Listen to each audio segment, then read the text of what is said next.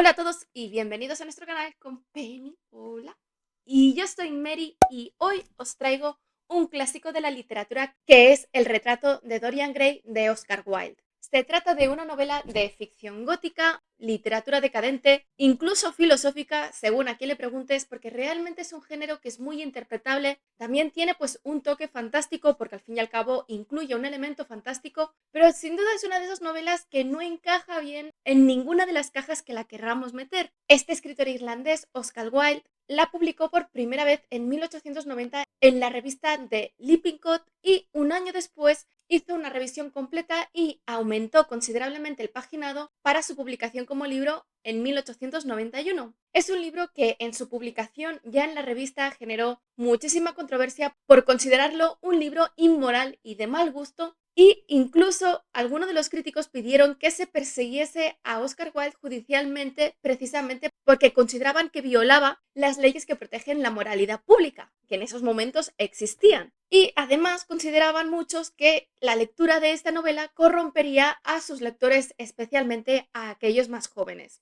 A pesar de todo esto, no se puede cuestionar que se trata de un clásico que ha tenido una gran influencia ya no solo en la literatura, sino en toda la cultura popular. Es un libro que al estar libre de derechos desde hace muchos años hay un montón de ediciones diferentes, no solo en inglés, sino también en español. Pero como siempre, si queréis leer una buena edición, que tenga una buena traducción, que tenga unas buenas notas a página con la que podáis aprender, yo recomiendo la edición de Penguin, que imagino que será muy similar a la mía en inglés, que tiene 320 páginas, o bien la edición de Austral, que también suele hacer buenas publicaciones y que tiene 288 páginas. Cabe decir que la figura de Wilde es una figura que es muy controvertida, especialmente en su momento, y que la publicación de este libro, El retrato de Dorian Gray, realmente fue el principio de su final. Ello pese al éxito que tenía con sus obras de teatro desde hacía muchísimos años. Y es que con la publicación y el contenido de esta novela se puso en duda su comportamiento moral y finalmente en 1895, tras unos sucesos que tampoco entraré en detalle, fue juzgado por sodomía, en concreto por comportamientos inmorales al tener relaciones consentidas con otro hombre, es decir, por ser homosexual. Y por ser homosexual pues se le atribuyeron un montón de conductas indecentes e inmorales, que bueno, que a ver qué se consideraba por eso, porque en ciertos momentos la sodomía se consideraba incluso tener relaciones dentro del matrimonio que no fuesen dirigidas a la reproducción, a tener hijos, así que vete a saber lo que se incluyó aquí. Y bueno, consideraban que todas estas conductas inmorales se habían precisamente plasmado en su libro, especialmente no solo en el comportamiento de Dorian, pero sobre todo en el de Henry Wotton, precisamente porque es él quien corrompe inicialmente a Dorian Gray y que inicia todas estas acciones que se van a ir produciendo. La cosa es que a raíz de todo esto, Wilde terminó en prisión 2 años, perdió todo su patrimonio, evidentemente también a su familia, y cuando salió se fue a vivir a Francia para no volver nunca más al Reino Unido y murió allí 3 años después con solamente 46 años por una meningitis. Las dos versiones del libro, la de 1890 y la de 1891, tienen importantes diferencias, ya que cuando Oscar Wilde preparó el relato para su publicación, o sea que ya tenía intención de que fuese más largo, no solamente lo mejoró porque añadió muchísimos más capítulos, pasó de 13 a 20, capítulos que además sirvieron para dar trasfondo a toda la historia y sobre todo al origen familiar de Dorian, pero especialmente, y con palabras de Oscar Wilde, para dar tridimensionalidad al personaje de Dorian y que así, dándole esta dimensionalidad psicológica, fuese más convincente el colapso psicológico que va teniendo a lo largo del libro. Además, también rellenó a otros personajes, enriqueciendo el libro de esta forma. Pero también revisó todo el escrito para poder censurarlo, ya que quitó todas las referencias que se pudiesen entender como relaciones sentimentales entre hombres, especialmente en el amor que el pintor Basil Hallward siente hacia Dorian y que en esta revisión se transforma únicamente en un amor platónico porque convierte a Dorian en la musa de su arte sin la que no puede seguir pintando a este nivel, pero en ningún caso con una referencia literal que se pudiese considerar como amor sentimental y no como amor platónico. Además de hacer todo esto, acompaña ya la primera publicación con un prefacio que ha adquirido un sentido literario por sí mismo. Es demás, es algo que yo he leído en la carrera de literatura porque es un manifiesto de defensa de su obra, diciéndole a todos aquellos críticos que habían dicho todas esas cosas de su obra que se trata de un manifiesto artístico dentro de la corriente del arte por el arte, que en esos momentos ya estaba muy expandida y que se dedicaba precisamente a dar este choque de realidad a los aristócratas, de despertarles de cómo era su vida realmente. Y que por ello es un libro que, uno, ni intenta corromper a la juventud con los comportamientos decadentes de Dorian, ni dos, es una moralina sobre lo que te pasa si te portas mal. Sin embargo, como os he dicho, esta censura no evitó su persecución y precisamente la lectura de esta novela, junto con las diferencias de su primera publicación, aporta una mayor profundidad no solamente para el conocimiento de la vida de Oscar Wilde, sino también para entender mejor su obra. Precisamente en la edición de Penguin, entiendo que la versión en castellano también contiene pues la versión que se publica normalmente, es decir, la versión de 1891, pero va acompañada de un ejército de notas a pie, muchísimas notas, precisamente porque en esas notas te dice qué es lo que se ha añadido, cómo se ha cambiado y cómo era antes para que veas todas estas referencias. Aparte, por supuesto, de una introducción muy extensa sobre la vida y obra de Wilde. En cuanto a la novela en sí, ya aviso que este vídeo es un análisis, por lo que habrá spoilers desde el principio, porque al fin y al cabo es una novela muy conocida que incluso que aquellos que no se han leído la novela saben perfectamente de qué va y cómo termina Dorian. Así que, si seguís a partir de este punto, que sepáis que desde ya voy a explicar cosas del final. La novela, la verdad es que está escrita en una prosa impecable que invita a releer una y otra vez las frases, precisamente no por no haberlas entendido, sino porque suenan muy bien, está realmente bien escrito. E incluso aquellos detractores más acérrimos de su primera publicación le reconocieron esto. Está escrita en tercera persona omnisciente, normalmente desde el punto de vista de Dorian Gray, que sin duda es el protagonista, y que se trata de un joven extremadamente atractivo y bello que está haciendo de modelo para el pintor Basil Hallward, que está a su vez obsesionado con Dorian y no quiere que deje de ser su musa y de posar para él. Hallward, al inicio de la novela, está pintando un retrato de él de cuerpo entero y que se negará a exponer o vender a otra persona y precisamente por eso lo va a regalar a Dorian. Y este, corrompido por las palabras del hedonista Lord Henry Wotton, hará un juramento ante el cuadro pidiéndole que a partir de ese momento sea el cuadro el que envejezca en lugar de él, así como que contenga su alma por lo que sea allí que se reflejen sus pecados, por lo que será el cuadro quien envejezca y se embrutezca mientras él mantenga esta apariencia de juventud y perfección inmaculada. A partir de este momento, Dorian, guiado siempre por Lord Henry, se dejará llevar por una vida amoral, una vida libertina que corromperá a todos los jóvenes, hombres y mujeres que se acerquen a él, que por diferentes motivos los llevará por mal camino o perjudicará su reputación, sin que nadie, en el momento de verle, pueda creer de verdad que sea verdad que esté haciendo todo esto o las acusaciones que recibe, precisamente porque su apariencia no se ve embrutecida. Que esto me extraña porque al principio vale, pero cuando pasan 20 años y no envejece, ¿no piensas que hay algo ahí que no funciona? Pero bueno, que tampoco pretende ser extremadamente realista. Precisamente la relación entre Dorian y su retrato irá variando a lo largo de la novela, ya que se verá continuamente entre dos sentimientos, ya que a ratos lo liberará de todo remordimiento de las acciones que ha hecho, porque es allí que se ven reflejados sus pecados y no en él, pero por otro lado, en otros ratos será incapaz de observar el retrato precisamente porque es el recuerdo de todo aquello que ha hecho. En realidad, la mayor parte de su comportamiento decadente, amoral y libertino no lo conocemos, sino que es un espacio que Wilde deja precisamente para que el lector lo rellene con sus preconcepciones, siendo esto una de las cosas que hizo en su momento que los diferentes críticos viesen reflejado allí su propio infierno según sus propios prejuicios, porque mi edición viene acompañada de diferentes artículos de periódico de la época y cada uno de ellos pues ve una cosa diferente y en muchas ocasiones son cosas que ni siquiera dice el libro. La realidad es que lo único que sabemos es que de todas estas conductas pues tienen consecuencias en los objetos de las conductas que pierden su reputación y algunos la ven tan dañada que se terminan suicidando, pero que en cualquier caso nunca es por su mano y nunca comete un delito, digamos, porque cuando al final de estos 20 años acaba asesinando a Basil, deja claro que esta acción es con diferencia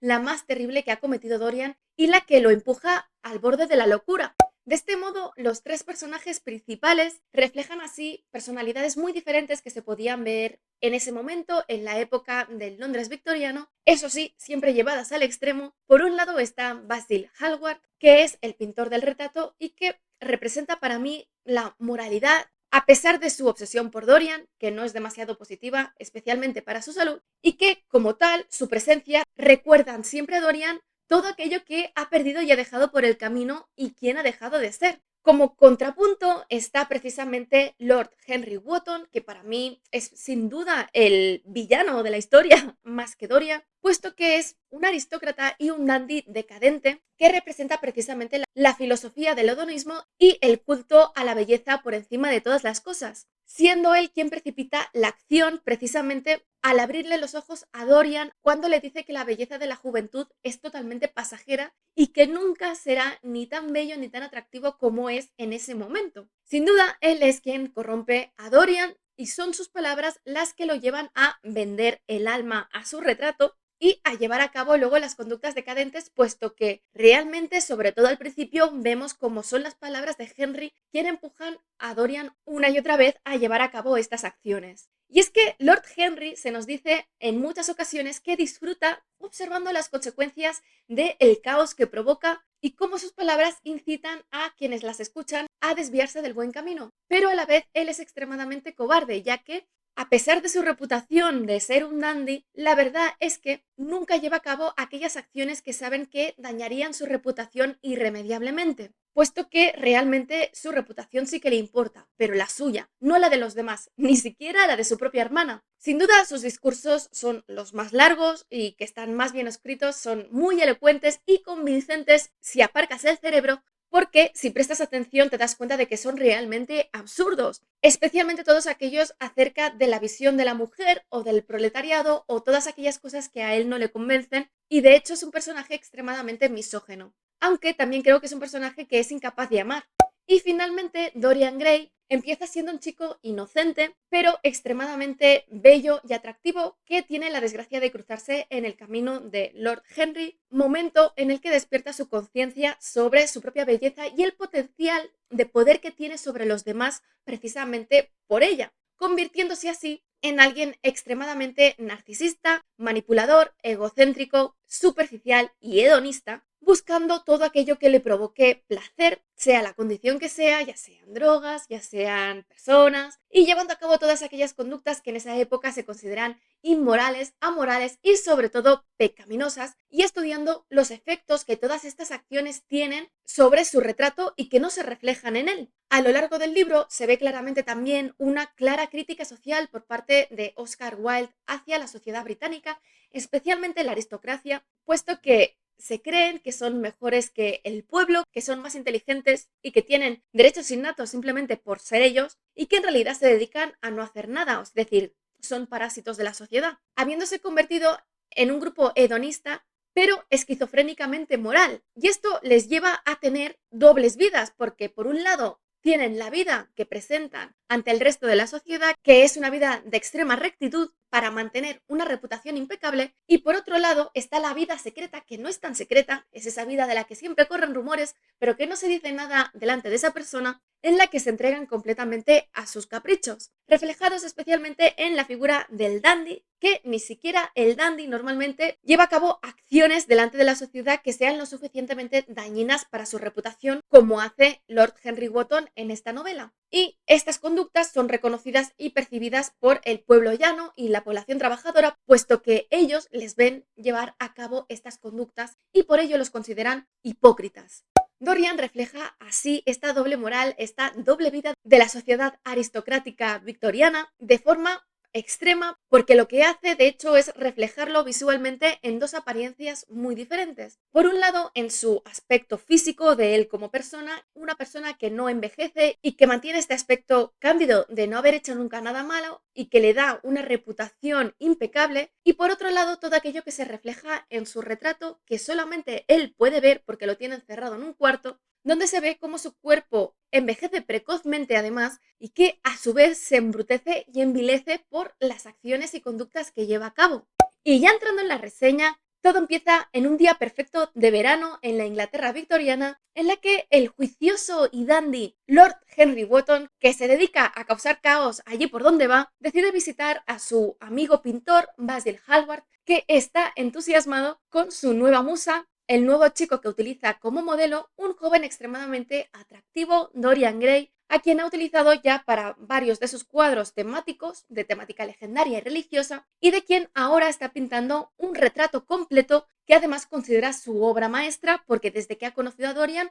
su arte ha mejorado muchísimo. Hallward está tan obsesionado con Dorian que está decidido a no exponer este retrato cuando lo haya terminado, a pesar de ser su mejor obra, precisamente porque considera que ha entregado y reflejado demasiado de él en el cuadro y no quiere que ello se descubra. Y esto no es sino que la obsesión que siente hacia Dorian y que en la versión de 1890 pues se dice literalmente que es el amor sentimental que siente hacia Dorian. En este punto, Dorian es un joven inocente y amable que tiene muy buena reputación y que muy pocas veces es cruel, aunque en ocasiones sí, pero es algo que se le atribuye a su juventud, motivo por el que Basil no quiere que conozca a Henry, no solamente porque quiere guardarlo para él, sino porque es consciente de que si se cruza con su amigo lo va a corromper. Sin embargo, Henry insiste en esperar a que llegue Dorian precisamente para poder conocerlo y cuando llega realmente lo ve como el experimento perfecto para poder corromperlo, transmitirle su filosofía hedonista y esperar sentado a ver las consecuencias de sus palabras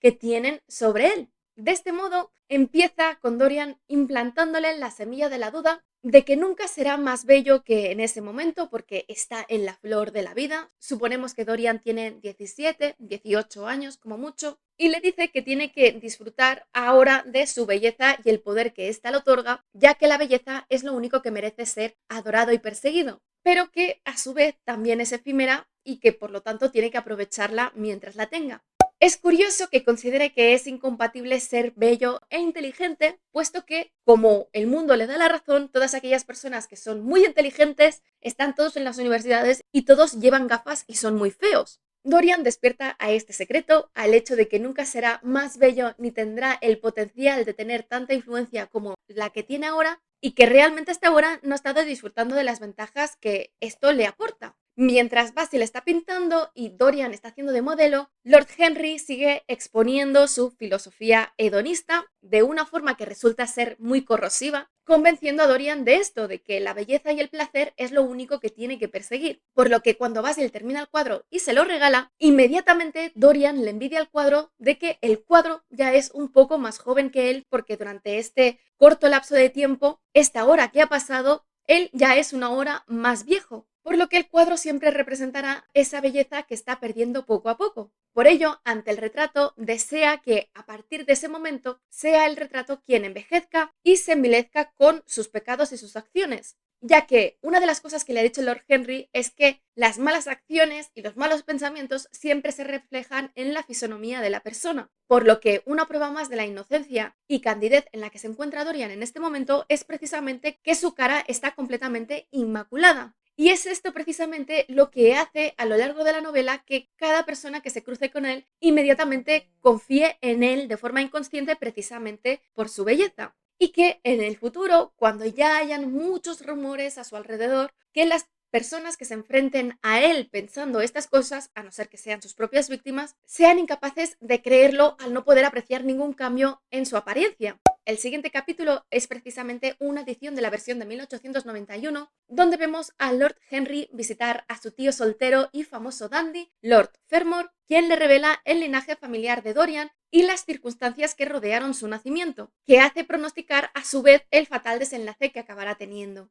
Así descubre que, viniendo de una muy buena familia, su madre, siendo extremadamente bella, de quien Dorian claramente heredó su belleza, se fugó con un hombre que estaba muy por debajo de su clase social, enfureciendo a su padre, al abuelo de Dorian. Y este lo que hizo fue encargar la muerte del marido de su hija y de la vuelta de ella rodeada de vergüenza, que además murió poco después de que naciese Dorian. Precisamente como la visión de Dorian le recordaba la vergüenza de todo esto, él creció en su sala de juegos sin relacionarse con apenas nadie y tras la muerte de su abuelo unos años antes, Dorian está bajo la tutela de unos parientes hasta su mayoría de edad. Este origen trágico despierta aún más la curiosidad de Lord Henry de cómo acabará todo esto. Inmediatamente Dorian pasa a ser un compañero constante de Lord Henry, obsesionándose cada vez más con la belleza, el arte y el placer, motivo por el cual cuando empieza a deambular por Londres y en un barrio obrero encuentra un teatro completamente destartalado, cree enamorarse de la actriz principal, de Sybil Vane, una joven de familia pobre de 17 años, muy bella y con muchísimo talento, capaz de ponerse en el papel de cualquier de las heroínas de Shakespeare y llevarlo a cabo de una forma perfecta. Precisamente es su capacidad y talento para interpretar todos estos papeles, unido a su belleza, lo que enamora a Dorian, y no Sybil por ella misma, sino todos los personajes que está interpretando. Algo que Lord Henry le intenta hacer ver con sus preguntas cuando Dorian le confiesa que ha estado yendo a este teatro y que ha estado visitando a Sybil Vane en su camerino y que en su última visita le ha dado un beso y se han prometido matrimonio. En otro capítulo, también nuevo de la versión de 1891, vemos a Sybil en su entorno familiar con su madre, que también es actriz, revelando que el padre de los hijos no solamente no es conocido, sino dando a entender que se trata de un aristócrata con el que mantuvo un affair y que después no se hizo cargo de sus hijos bastardos ni tampoco de la mujer a la que había abandonado. Su hermano James, de 16 años, se acaba de enrolar como marinero y desconfía completamente de esta situación de Dorian, especialmente por el origen de ellos, a quien además únicamente conoce por el mote que Sybil le ha puesto de Príncipe Azul, y jura y le dice a Sybil que matará a Dorian si le hace daño. A los pocos días, Dorian convence tanto a Basil como Henry para que vayan al teatro con él y puedan ver cómo actúa Sybil en la obra de teatro de Romeo y Julieta, pero para su descontento y desconcierto, Sybil actúa terriblemente mal, como el resto de actores, que siempre habían actuado mal, y sus amigos están convencidos de que Dorian únicamente está enamorado por su belleza y que su belleza lo ciega ante su falta de talento. Terriblemente enfadado, pues se dirige al camerino de Sybil, donde ella le recibe abrumada y muy contenta, diciéndole que su amor por él le ha hecho darse cuenta de lo vacío que era actuar y que, viviendo ella misma un enamoramiento, no puede creerse las realidades de las obras de teatro en las que actúa, que le parecen de repente vacías, y no puede por ello actuar convincentemente. Dorian, de forma muy cruel, creo que en parte por la vergüenza ante sus amigos, le dice que actuar era su única belleza y que si ahora ya no sabe actuar, pues que no tiene ningún tipo de interés en ella, y rompe la promesa de matrimonio. Al volver a casa, Dorian se da cuenta de que el retrato de Basil, que en esos momentos aún tiene colgado en el salón, ha cambiado y que por lo tanto su deseo se ha cumplido, ya que su cara presenta ahora una sutil mueca de crueldad que antes no tenía. Esta apreciación horroriza y seduce a la vez a Dorian, ya que está convencido de que su alma realmente está encerrada en el cuadro, por lo que será en su retrato que se reflejarán las consecuencias de sus actos, liberándolo a él de toda culpa y responsabilidad. Pero, por otro lado, también tiene el efecto contrario, es decir, su visión le recordará aquellas acciones que ha cometido, por lo que a partir de este momento decidirá encerrarlo en el ático para que nadie pueda acceder a él y descubrir qué es lo que está pasando. Aunque en un primer momento se siente muy culpable por las palabras hacia Sybil cuando ve el reflejo en el retrato y decide remediarlo disculpándose con ella, manteniéndose durante todo este tiempo encerrado en su casa, que es durante la noche y la mañana siguiente, pero cuando Lord Henry aparece en su casa y le revela que Sybil se ha suicidado tras sus palabras, descubre que en realidad pues no se siente tan mal, no siente lo que cree que debería sentir y decide en este momento entregarse completamente a su sensualidad y a sus deseos. Porque otro elemento importante que ha sucedido durante esta mañana es que Lord Henry le ha enviado una novela francesa, A Revoir, de Joris Karl Huysmans, que retrata la vida decadente y amoral de un aristócrata francés en su búsqueda del placer estético, y que después de leerlo despertará un interés en Dorian por este estilo de vida y que además se considerará envenenado por este libro y sus palabras, puesto que no es hasta su lectura y lo que le sucede a Sybil Vane que decide entregarse a todos los vicios y placeres que están a su alcance. Y bueno, tras esta larga reseña, espero que os haya gustado. Si es así, dadle a like, dejad comentarios que ya sabéis que siempre los contesto. Si no estáis suscritos, suscribíos y sobre todo, dadle a la campanilla para que YouTube os pueda avisar de cuando cuelgo nuevos vídeos, que ya os aviso que lo siguiente dentro del ámbito de la literatura va a ser Aprendiz y asesino de Robin Hood, Los viajes de Tooth de George R. R. Martin, Retorno a Brightside de Evelyn Waugh y lo siguiente en cómics el segundo integral guionizado por Garth Ennis de Hellblazer y Superman Identidad Secreta de Kurt Busiek. Nos vemos en el siguiente vídeo.